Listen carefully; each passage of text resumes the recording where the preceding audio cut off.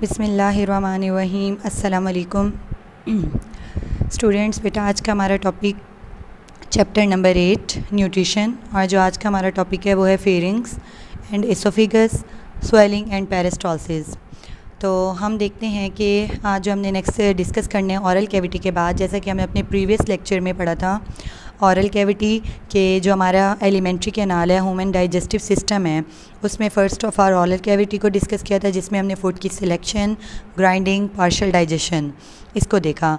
उसके बाद हम देखते हैं कि जब हमारी वो फूड जो बोलस बना था, निवाला, जो जिसको हमने लुब्रिकेट और पार्शियल डाइजेशन के बाद, तो वो किस तरह हमारे स्टमक में आगे मूव कर रहा है। हमने सबसे पहले देखना है स्ट्रक्चर फेरिंग्स, एसोफेगस का, और स्वेलिंग जो हमने गलना, और पेरिस्टालसिस क्या होती है। तो हम चलते हैं अपने टॉपिक की तरफ कि हम देखते हैं फेरिंग्स का स्ट्रक्चर और उसके साथ एसोफेगस का। बेटा सबसे पहले अगर हम डिस्कस करें ड्यूरिंग स्वेलिंग, खाना खाने के दौरान, निगलने के दौरान bolus is pushed to back of the mouth by tongue. ठीक है, ज़बान जो है उस बोलस को रोल करती है और पीछे की तरफ पुश करती है।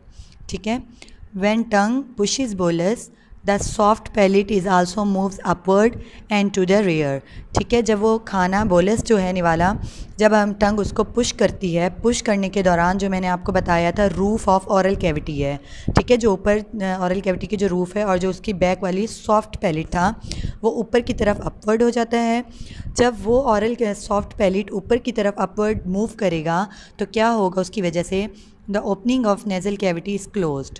जो हमारी नेज़ल कैविटी है, सांस नोज़ वाली कैविटी है, वो क्लोज़ हो जाएगी। ठीक है, खाना खाने के दौरान जब हम निवाले को स्वेलो कर रहे होते हैं, निगल रहे होते हैं, उस दौरान क्या होता है, सॉफ्ट पैलेट जब ऊपर की तरफ मूव करेगा, उसकी वजह से नेज़ल कैविटी क्लोज़ हो जाएगी। When swallowed the bolus past pharynx to enter esophagus. अब क्या होता है कि जो वो निवाला है, वो जो बोलस है, वो कहाँ जाएगा, फेरिंग्स में। फेरिंग से आगे कहाँ एंटर होगा, वो एसोफेगस में जाने के लिए। ठीक है बेटा, अब हम देखते हैं कि सबसे पहले फेरिंग्स क्या है और फिर इसके आगे एसोफेगस क्या है। इसको समझने के लिए हम पहले इसे एक डायग्राम को देख लेते हैं ताकि हमें ये टॉपिक समझ आ जाए। यहाँ पे जैसे हम देखते हैं कि ये मैंने आपको बताया था, जो ये वाला पोर्शन है हम इसको कहेंगे हार्ड पैलेट। ठीक है, ये जो बैक वाली ये वाली जगह, इसको हम कहेंगे सॉफ्ट पैलेट। ये हो गया हमारी roof of oral cavity. Got it.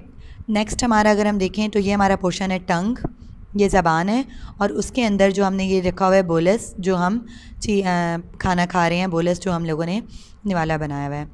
इससे आगे अगर हम देखें ये वाला स्ट्रक्चर, तो pharynx, what is pharynx, pharynx हम कहेंगे ये जो है कॉमन ओपनिंग है दोनों के लिए, एयर एंड फूड। यानी कि अगर हम मुंह के ज़रिए भी सांस लेते हैं तो हवा मुंह के ज़रिए किस तरह चली जाती है कि वो इस और जो कॉमन ओपनिंग है हमारी ये फेरिंग्स, जो कि फूड के लिए भी और एयर के लिए भी। आगे क्या है, इसके बाद ये वाली जो जगह है, ये वाली पाइप हमारे आगे, इस जगह पे दो डिवीजन है, दो पाइप्स हैं, दो ट्यूब्स हैं। एक ये वाली जो डिवीजन है इसको हम कहेंगे ट्रैकिया। ठीक है, ये क्या है, air passes through it, trachea में से एयर गुजरती है, और इसके साथ ये जो फाइन सी ट्यूब है ये वाली बनाई हुई है, इसको हम कहेंगे एसोफेगस। ठीक है, ये क्या है, हमारी खुराक की नाली एसोफेगस है। अब ये दो पाइप्स हैं, एक ये ट्रैकिया और ये एक एसोफेगस। ठीक है, जब हम लोग निवाला खाते हैं, खाना लेते हैं, बोलस टंग जो है बोलस को बैकवर्ड पुश करती है, ये ट्रैकिया के ऊपर, ये जो ट्रैकिया है इसके ऊपर जो है ये एक ऊपर एपिग्लोटस है। ठीक है, एपिग्लोटस क्या होता है कि ये जब निवाला आता है तो ये एपिग्लोटस क्लोज़ हो जाता है ताकि जो फूड पार्टिकल्स हैं वो इस ट्रैकिया में ना जाएं। ठीक है, हमारी सांस की जो नाली है उसमें ना जाएं। अगर हम नेक्स्ट डायग्राम देखें यहाँ पे, कि ये देखें बोलस जो है जब पीछे बैकवर्ड आ रहा है तो ये जो एपिग्लोटस है ये क्लोज़ होकर इस ट्रैकिया को क्लोज़ कर रहा है। नेक्स्ट डायग्राम में देखें, यहाँ पे जब बोलस जो है बिल्कुल ये एसोफेगस में जा रहा है ये वाला, और उसके साथ ही जो एपिग्लोटस है इसने इस ट्रैकिया को क्लोज़ कर दिया। तो ये पूरा एक स्ट्रक्चर है कि किस तरह से फेरिंग्स जो है कॉमन ओपनिंग है बोथ एयर एंड फूड दोनों के लिए, लेकिन जब खाना आ रहा है तो ये क्या होगा, ये क्लोज़ हो जाएगी और फूड जो है वो इधर एसोफेगस में चला जाएगा। तो हम लोगों ने ये स्ट्रक्चर देखा किस तरह से है। अब हम ये देखते हैं कि फेरिंग्स जो हमने कहा, pharynx has adaptations to prevent the entry of bolus particles in trachea wind pipe to lungs. ठीक है, जैसे अभी मैंने आपको स्ट्रक्चर दिखाया, वो जो है एपिग्लोटिस के थ्रू ट्रैकिया जो है क्लोज हो जाएगा, जो हमारी वो वाला विंड पाइप जो हमारी लंग्स के पास जा रहा है, यानी हमारी जो ऑक्सीजन एयर है वो लंग्स के पास जाती है ना, तो वो विंड पाइप जो है हमारा क्लोज़ हो जाएगा, ट्रैकिया क्लोज़ हो जाएगा, ताकि उसके अंदर फेरिंग्स जो है उसको क्लोज़ कर देगा, ताकि उसके अंदर कोई फूड पार्टिकल्स ना जाए। और अगर हम कहें इन अडल्ट वुमेंस, जो एडल्ट वुमेंस हैं बड़े, उनमें से फिगर्स कितनी उसकी लेंथ होती है, 25 सेंटीमीटर लॉन्ग होती है। तो हम देखते हैं ड्यूरिंग स्वेलिंग, खाना निगलने के दौरान, larynx the top of trachea, यानी जो हमारा विंड पाइप है, हमारी सांस वाली नाली है, उसके स्टार्टिंग टॉप पॉइंट को हम कहते हैं लेरिंग्स। ठीक है, the top point of trachea moves upward and forces the epiglottis, a flap of the cartilage, into horizontal position. जैसा कि मैंने अभी आपको डायग्राम में दिखाया कि ट्रैकिया के ऊपर जो है एक फ्लैप है कार्टिलेज का, जो कि हॉरिजेंटल पोजीशन में आ जाता है, और वो एपिग्लोटिस जो है उसको क्या कर देता है, ट्रैकिया को क्लोज कर देता है। Thus glottis, the opening of trachea is close. Glottis हम किसको कह रहे हैं, जो ट्रैकिया की ओपनिंग है। ठीक है, जो स्टार्ट टॉप पॉइंट है, ओपनिंग जो है ट्रैकिया की, उसको हम कहेंगे ग्लोटस। वो जिससे क्लोज हो जाएगी उसको हम कहेंगे एपिग्लोटस। Got it. हम इसको दोबारा रिवाइज कर लेते हैं। ट्रैकिया जो हमारी विंड पाइप है, जिसके ज़रिए से हवा अंदर जाती है, उसके टॉप जिसको हम लेरिंग्स कह रहे हैं, वो किससे कवर हो जाएगा, एपिग्लोटस से।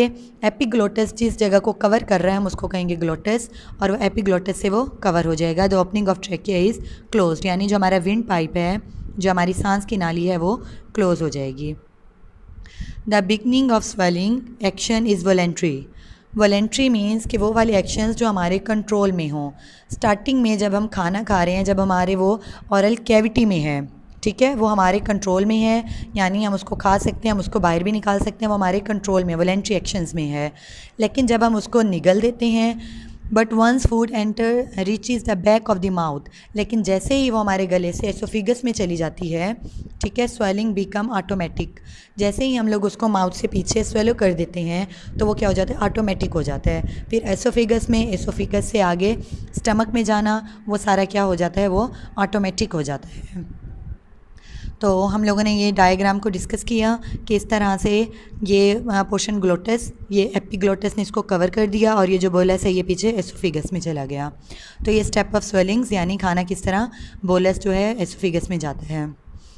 After being swallowed, food enters the tube called oesophagus.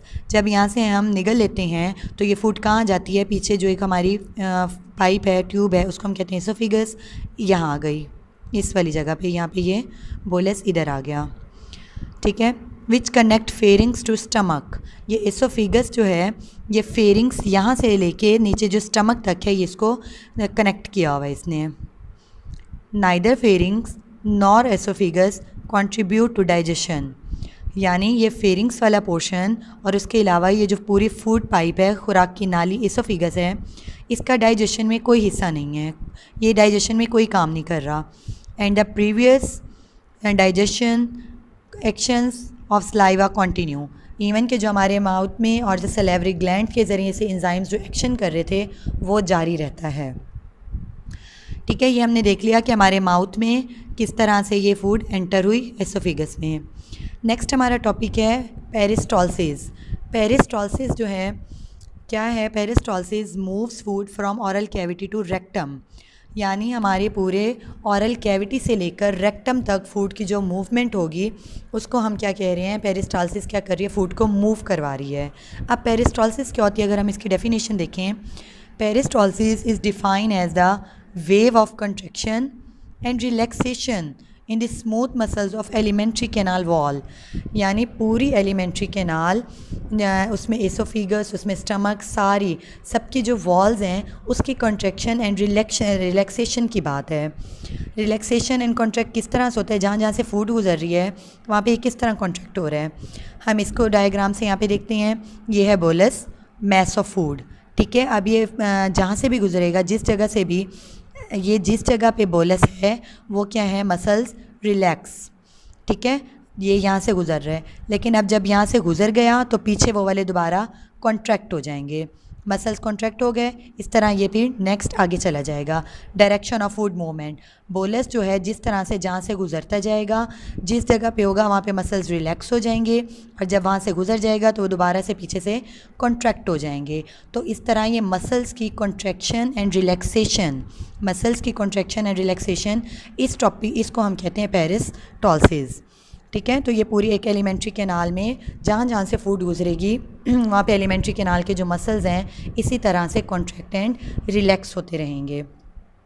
तो बेटा आज हमने देखा अपने एलिमेंट्री कैनाल का सेकंड पार्ट, फेरिंग्स और एसोफिगस, यानी एसोफिगस खुराक की नाली, वहाँ से खाना किस तरह से आगे जाता है, और ये जब हम लोग खुराक की नाली में खाना जाता है आगे स्टमक में जाता है। फिर हम नेक्स्ट स्टमक को डिस्कस करेंगे कि स्टमक में जो है उस पर क्या एक्शन होते हैं और वो उसको किस तरह डाइजेस्ट करते हैं।